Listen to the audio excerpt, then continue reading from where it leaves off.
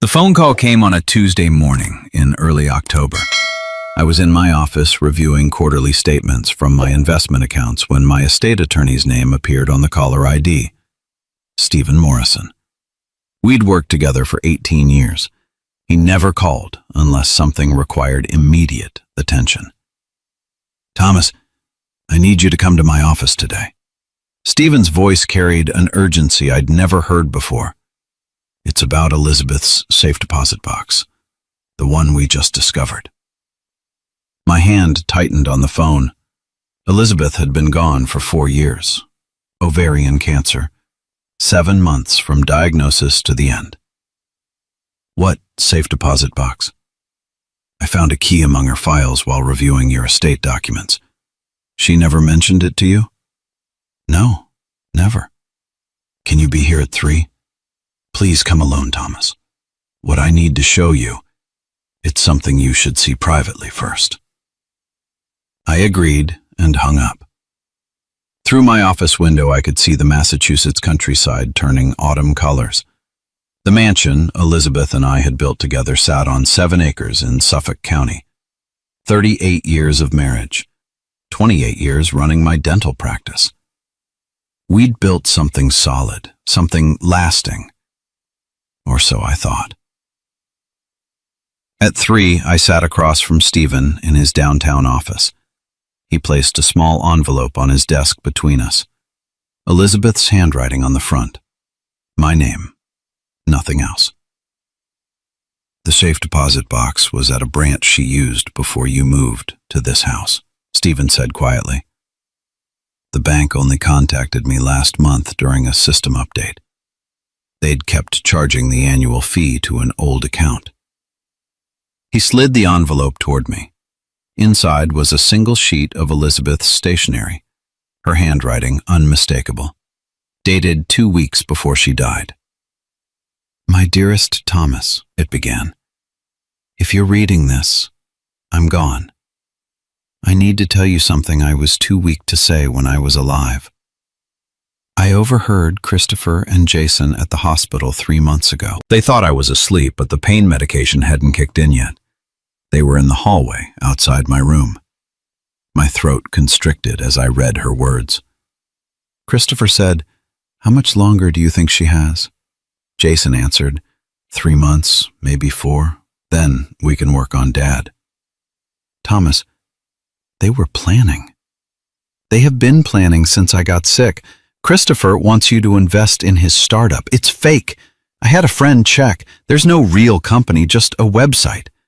Jason has gambling debts, $52,000. I saw the statements when I was looking for his insurance card to add to my hospital forms. I stopped reading, looked up at Stephen. His expression was grave, sympathetic. "There's more," he said gently. I forced my eyes back to Elizabeth's words. "They're going to tell you they need help getting on their feet. They'll say it's temporary. They'll make you feel guilty for having money when they're struggling. But Thomas, listen to me. I've watched them their whole adult lives. They've never stood on their own. We enabled them. I enabled them. I didn't want to admit it while I was alive, but I see it now from this hospital bed. Protect yourself. They're waiting for me to die so they can convince you to give them everything. Don't let them. Please. I love you. I'm sorry I wasn't stronger. Elizabeth." The paper trembled in my hands. I set it down carefully on Stephen's desk. "When did she write this?" Stephen checked his notes. "September 22nd, 4 years ago. She died October 8th. 2 weeks. She'd known for months, suffered through it, written this warning, and never said a word to my face." "Is the letter enough?" I asked. "For legal purposes?" Stephen leaned back in his chair. "It establishes timeline and intent. It shows she had concerns about financial exploitation. Combined with other evidence, yes, it could be very valuable. But Thomas, I have to ask, has anything happened since Elizabeth died that aligns with what she described? I thought about the last 4 years. Christopher had moved into the basement apartment 7 months after Elizabeth's funeral. Temporary, he'd said. His startup needed time to get funded. Jason had moved into the guest house 18 months ago with his wife Rachel, just until they found their own place they'd promised. Neither had left. Neither paid rent. Both came to me monthly with requests. Small at first, car repairs, medical bills, credit card minimums. Then larger, business investments, debt consolidation, down payments. Everything she predicted, I said slowly. Everything has happened exactly as she warned. Stephen pulled a business card from his drawer. This is Michael Torres, private investigator, former FBI. Very discreet. I think you should talk to him. I took the card, felt its weight. Making this call would change everything. Not making it meant ignoring Elizabeth's dying warning. I'll call him today. The drive home took 35 minutes.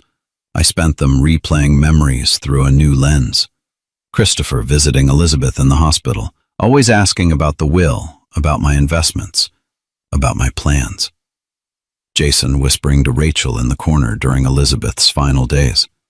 Both of them at the funeral, somber and appropriate, accepting condolences about how hard this must be, especially financially. I'd thought they were concerned for my well-being. Elizabeth had known better.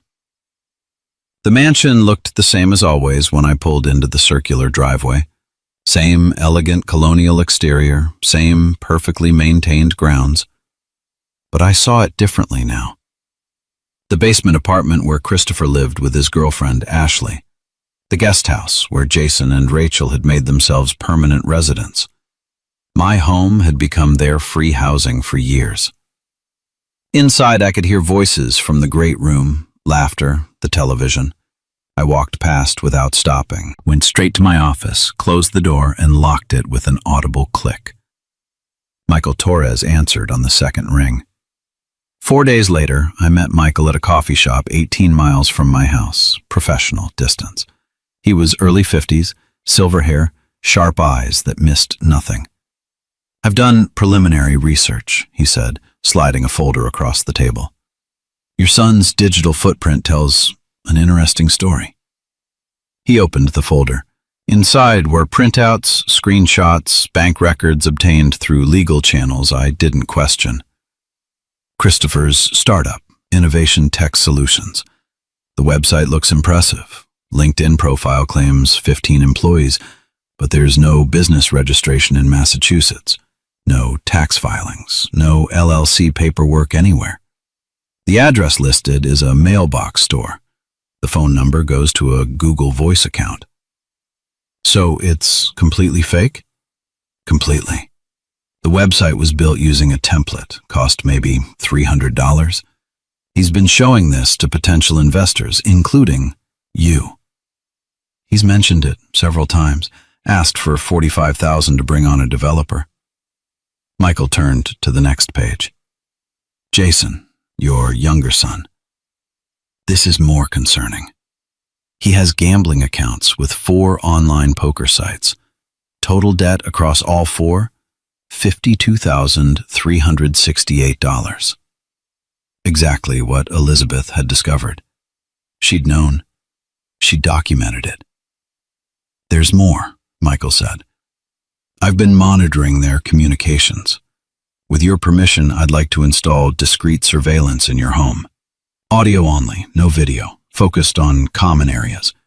I have a feeling if we listen, we'll hear something important.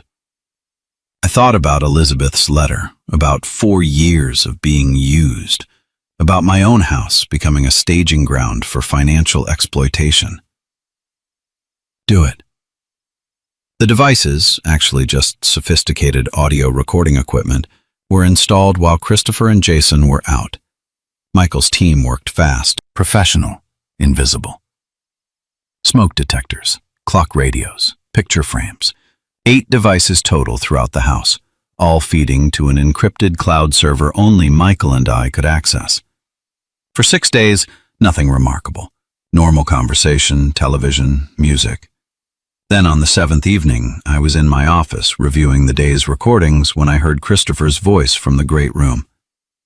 "I'm telling you, Jason, we can stretch this another 18 months. Easy. Maybe 2 years if we play it right." Jason laughed. "As long as Rachel keeps him thinking we're looking for our own place, he actually believes we're saving up." Ashley's voice joined in. "What about the startup money? When are you going to ask again?" "Soon," Christopher replied, "but not yet. Don't want to seem desperate. The trick is making him think it's his idea to help."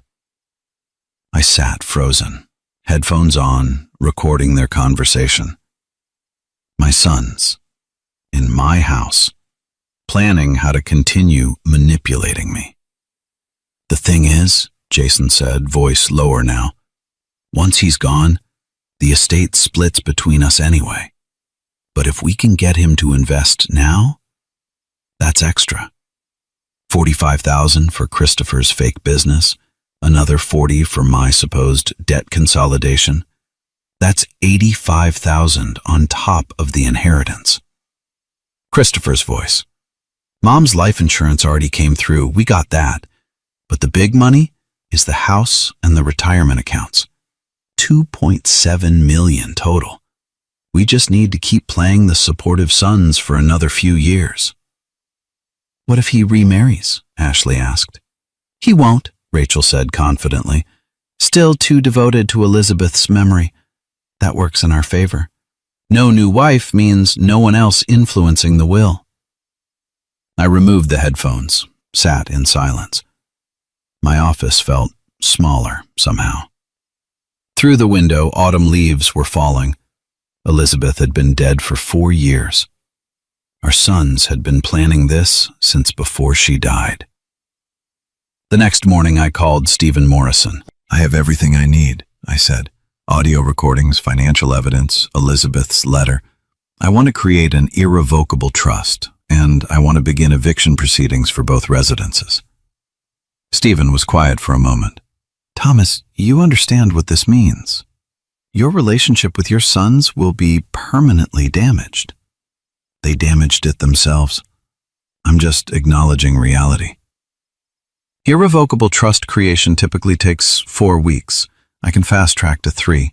Eviction proceedings for residents without a lease require 60 days notice in Massachusetts. You'd serve them simultaneously." "Yes, and Stephen, I want to sue them for fair market rent. For the time they've lived here. 4 years for Christopher, 2 years for Jason, plus damages for fraud." "That's aggressive, but justified. Based on comparable properties in your area, we could claim $105,000 in back rent. The recordings support fraud claims." "Do it. All of it." "I'll start the paperwork today." The trust documents arrived by courier 2 weeks later. I spent an evening reviewing every page. My mansion transferred to professional trust management. My retirement accounts similarly protected. Upon my death, everything distributed according to my exact instructions, minimum required by Massachusetts law to my sons, $7,000 each. The rest split between the American Cancer Society, the dental school where I'd taught, and a scholarship fund in Elizabeth's name. 2.7 million protected from the men who'd planned to exploit their father's grief. I signed everything, scanned copies to Stephen. Felt lighter than I had in 4 years. If you're finding this story compelling, please take a moment to like this video. Your support helps us share more stories like this one. The eviction notices were prepared for both properties. Formal legal documents, 60 days to vacate, no negotiation. I chose a Saturday evening to serve them. Family dinner, I'd called it. First one since Elizabeth died. Christopher and Jason both seemed pleased. Probably thought I was finally ready to open my wallet wider. They arrived at 7, Christopher with Ashley, Jason with Rachel. I'd prepared a simple meal, grilled salmon, vegetables, salad. We ate with minimal conversation. They waited for me to bring up whatever had prompted this gathering. After dinner, I stood and retrieved 2 manila envelopes from the sideboard, set one in front of Christopher, one in front of Jason. "What's this?" Christopher opened his first. I watched his face drain of color as he read the heading. Notice of eviction. Legal language. 60 days mandatory. "Dad, what? Are you serious?" Jason tore open his envelope, started reading. Rachel leaned over his shoulder, hand flying to her mouth. "You have 60 days to find alternative housing, both of you. The basement apartment and the guest house are my property. You've been living here without leases, without paying rent. It ends now." "This is insane!" Christopher stood abruptly. "We're your sons. We're family." I pulled out my laptop, opened the audio file, pressed play. Their voices filled the dining room, crystal clear. "We can stretch this another 18 months, easy. 45,000 for Christopher's fake business, 2.7 million total. Keep playing the supportive sons." I let it play for 3 minutes, watched their faces. Christopher went from red to white. Jason couldn't meet my eyes. Ashley started crying quietly. Rachel just stared at the laptop like it was a weapon. I stopped the recording. 4 years of planning, I said calmly. Planning how to exploit me. Planning how to drain the money your mother and I spent 38 years building. She knew. Elizabeth knew before she died. I pulled out her letter, read it aloud, every word. The hospital hallway, the overheard conversation, the warning. "Mom wrote this?" Jason's voice cracked. 2 weeks before she died. She tried to protect me. Now I'm protecting what we built together. "Dad, please." Christopher reached toward me. "We can explain." I held up one hand. "Stop. I've created an irrevocable trust. Everything I own is now protected. After my death, you'll receive the legal minimum, $7,000 each. Not a cent more." "You can't do this," Rachel said shrilly. "We'll contest it. We'll fight." "With what evidence? The recordings prove fraud. Your gambling debts, Jason, your fake company, Christopher. Elizabeth's letter establishes my sound mind and her concerns. You'll lose." Ashley sobbed louder. Christopher put his hand on her shoulder, but his eyes stayed on me. Years of masks finally falling away. "The eviction is legal," I continued. 60 days for both residences. If you're not out by then, I'll have the sheriff remove you. And I'm suing you both for 4 years of back rent. $105,000 based on fair market value. "This is cruel," Jason said quietly. "We're your children. You stopped being my children when you started seeing me as a resource. You have 60 days. I walked out of the dining room, went to my office, locked the door. Behind me, chaos erupted. Shouting, crying, furniture scraping. I sat at my desk and pulled up the trust documents. Everything signed, filed, secure. 15 minutes passed. Then someone knocked. Christopher's voice, controlled now, calculated. "Dad, I know you're angry, but let's talk about this like adults." I didn't respond. "We made mistakes, but that doesn't mean you have to destroy the family." I opened my laptop, started documenting the evening. Date, time, who was present, what was said, everything Stephen might need. The knocking continued. Then Jason. "Dad, please. We'll pay rent. We'll do better. Just give us another chance." 60 days, I said, loud enough to carry through the door. Footsteps retreating. More whispered argument. Then the front door slamming 4 times, all of them leaving. I sat in my office until 1 in the morning. The house was silent. Mine again. or would be in 60 days. I thought about Elizabeth, about her letter, about the strength it must have taken to write those words while dying. I pulled up my email and wrote to Stephen. Evening went as expected. They know about the eviction, the trust, the recordings, and the lawsuit. Please proceed with all legal action. His response came within minutes. On it. Well done, Thomas. The next 9 weeks became a masterclass in psychological warfare. Christopher and Jason tried everything. Week 1, they brought in family friends to mediate. I declined all meetings. Week 2, they had their lawyer send threatening letters about elder abuse. Stephen responded with the recordings and Elizabeth's letter. Their lawyer withdrew. Week 3, Christopher attempted reconciliation, showed up with flowers and apologies. I'm sorry, Dad. I was wrong. Can we start over? I accepted the flowers and closed the door in his face. Week 4, Jason tried the illness strategy. Rachel called, claiming he'd had a panic attack from stress. I sent a fruit basket. Didn't visit. Week 5, both of them staged a therapy intervention, brought a counselor to the house uninvited. I called the police for trespassing. They left before officers arrived. Week 6, desperation. They offered to pay back rent. I forwarded the offer to Stephen, who included it as evidence in the lawsuit. Admission of debt. Week 7, they stopped trying, started packing. I could hear them through the walls and floors. Boxes, tape, angry conversations. Rachel screaming at Jason, Ashley crying to Christopher. Week 8, I hired Michael's team again, this time for a different purpose. Install a complete security system. Cameras, motion sensors, panic buttons. I wanted documentation of everything on eviction day. The 60th day arrived on a cold December morning. I arranged for Stephen and 2 sheriff's deputies to meet me at 10. We gathered in my driveway. Official, legal, final.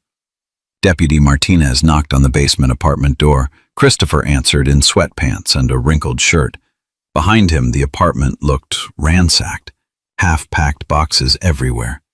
Sir, this is a formal eviction. You have until 1 o'clock to remove all personal belongings. After that, anything remaining becomes abandoned property. We need more time, Christopher said flatly. You've had 60 days. 1 o'clock is generous.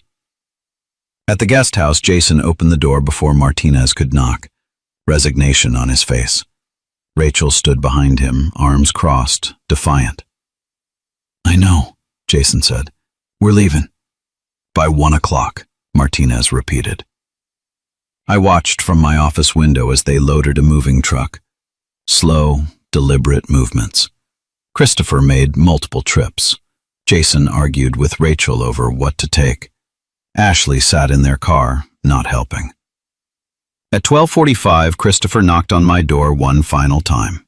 I opened it. We stood facing each other. I hope you're satisfied, he said. You've made your point. My point is that actions have consequences. You planned to exploit me. I protected myself. We're still your sons. You made a choice 4 years ago. When your mother was dying, you chose money over family. I'm just respecting that choice. His jaw clenched. Fine, but don't expect us to be there when you need help, when you're old and alone. I won't. He turned and walked away, got in the moving truck. Jason followed in his sedan. Both vehicles disappeared down the driveway. My sons leaving my property for the last time. The deputies checked both residences. Empty. Martinez handed me paperwork. They're officially out. Call if they return without permission. After everyone left, I walked through the empty spaces. The basement apartment echoed. The guest house smelled like old takeout and stale air. I opened windows, letting December wind clean out 4 years of occupation. My phone buzzed. Text from Christopher. This isn't over. I deleted it, then blocked both sons' numbers. The lawsuit took 5 months. Stephen handled everything. Discovery revealed more than I'd expected. Christopher had also scammed 3 of my former dental colleagues, small investments in his fake startup. $7,000 here, $12,000 there. Jason's gambling debts totaled more than Elizabeth had found. $68,000 across 6 platforms. The judge ruled in my favor. $105,000 in back rent split between them, plus $18,000 in legal fees, court costs, fraud damages.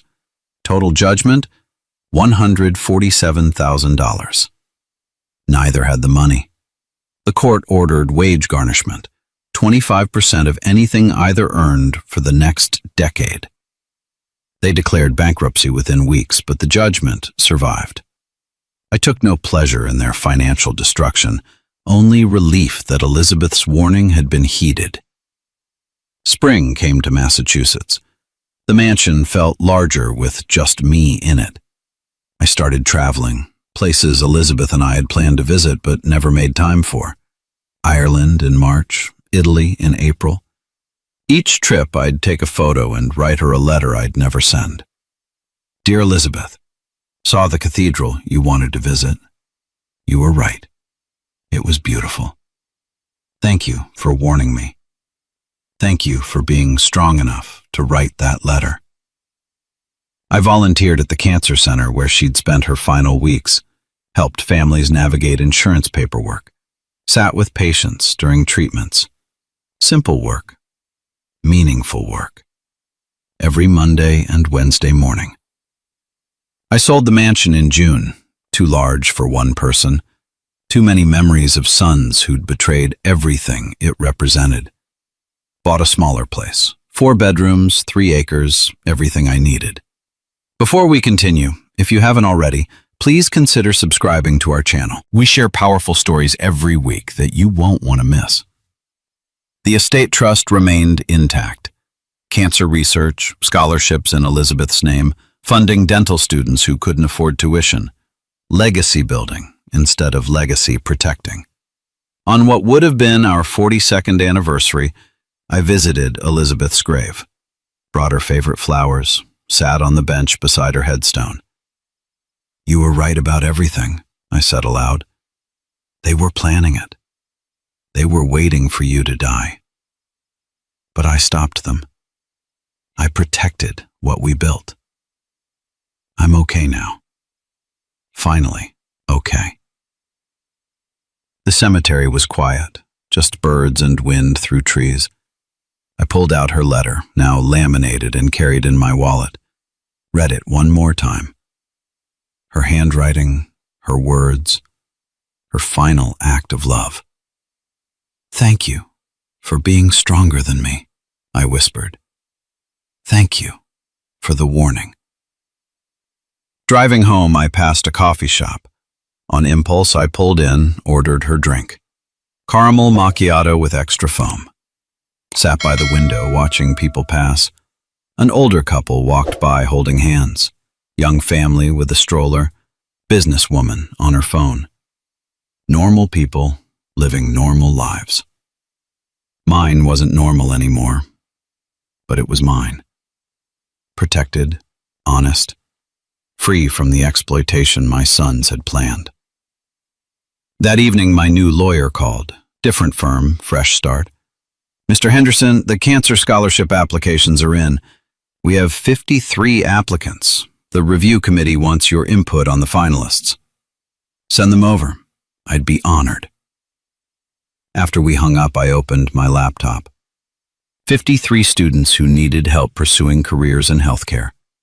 53 chances to honor Elizabeth's memory the right way. Not by enabling entitled children who saw their parents as bank accounts, but by helping strangers who valued education and opportunity. I thought about Christopher and Jason, wondered briefly where they'd ended up, then stopped wondering. Their choices, their consequences, their lives. Mine was here. Small house, volunteer work, travel, scholarship committees. Peace purchased at the price of family relationships that had been transactional from the start. Worth it. Completely worth it. Before bed, I wrote in the journal I'd started keeping. Document everything, Stephen had advised. Good practice for legal protection and personal processing. Today marks 1 year since eviction day, I wrote. The house sold, the trust secured, the scholarships funded. Elizabeth's warning followed, her memory honored. No regrets. I closed the journal and turned off the light. Outside, Massachusetts summer hummed with insects and distant traffic. Normal sounds, peaceful sounds, sounds of a life reclaimed. If this story resonated with you, please share it with someone who might need to hear it. And don't forget to turn on notifications so you never miss our next story. Thank you for listening. Sometimes the hardest decisions we make are the ones that save us. Elizabeth knew that. Now, so did I. Good night.